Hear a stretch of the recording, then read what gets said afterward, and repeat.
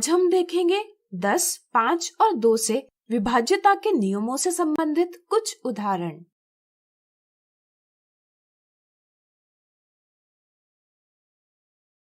निशा ने अपने मन में एक संख्या ली।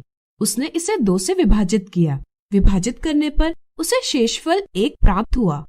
इस संख्या के इकाई का अंक ज्ञात कीजिए यदि यह अंक 7 से बड़ा हो। मान लीजिए निशा ने मन में संख्या p ली। p को 2 से विभाजित करके शेषफल 1 प्राप्त होता है। इसका अर्थ यह है कि यहाँ 2 p को पूरी तरह से भाग नहीं देता।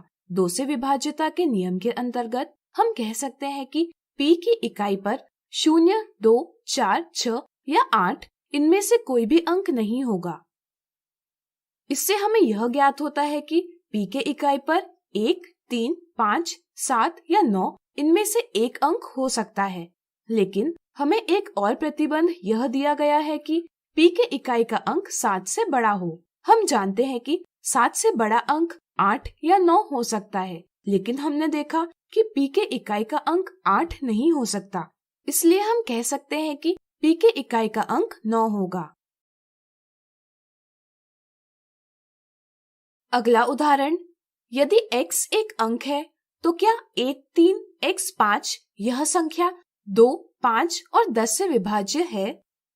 हम विभाज्यता के नियमों की सहायता से यह ज्ञात कर सकते हैं कि दी संख्या 2, 5 या 10 से विभाज्य है अथवा नहीं। 2 से विभाज्यता का नियम हमें बताता है कि यदि संख्या के इकाई का अंक 0, 2, 4, 6 या 8 इनमें से कोई एक हो तो वह संख्या 2 से विभाज्य होती है।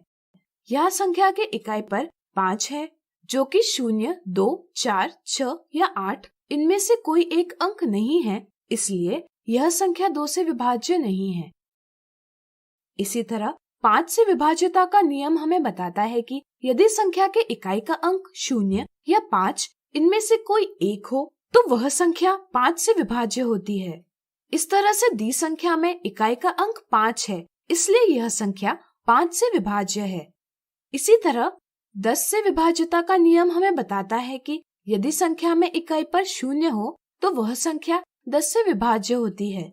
यह संख्या के इकाई पर 0 नहीं है, इसलिए यह संख्या 10 से विभाज्य नहीं है।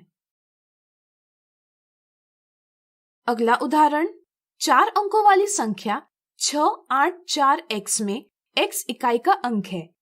यदि यह संख्या 2 और 5 दोनों से विभाज्य होगी तो x का मान ज्ञात कीजिए।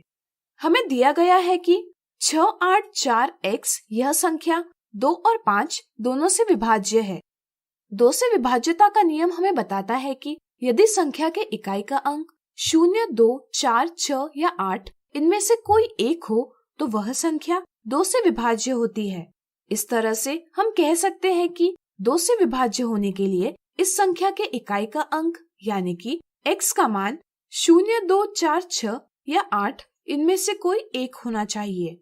इसी तरह 5 से विभाज्यता का नियम हमें बताता है कि यदि संख्या के इकाई का अंक 0 या 5 इनमें से कोई एक हो तो वह संख्या 5 से विभाज्य होती है।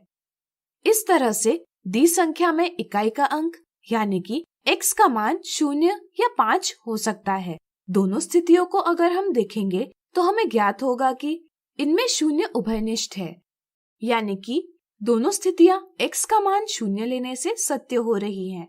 इसलिए हम कह सकते हैं कि x का मान 0 होगा और वह 4 अंकों वाली संख्या होगी 6840। चलिए इसे सत्यापित करें।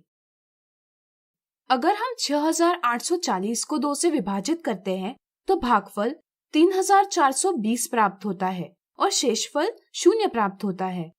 इसी तरह अगर हम 6840 को 5 से विभाजित करते हैं तो भागफल 1368 प्राप्त होता है और शेषफल 0 प्राप्त होता है। चूंकि दोनों स्थितियों में शेषफल 0 है, हम कह सकते हैं कि 6840 यह संख्या 2 और 5 दोनों से विभाज्य है, यानी कि हमारा जवाब सही है। अब आप स्वयं ज्ञात कीजिए कि यदि कोई संख्या 2 और 5 दोनों से विभाज्य हो तो क्या वह 10 से भी विभाज्य होती है? आज हमने देखे 10, 5 और 2 से विभाज्यता के नियमों से संबंधित कुछ उदाहरण। अगले वीडियो में कुछ और मजेदार उदाहरण देखेंगे।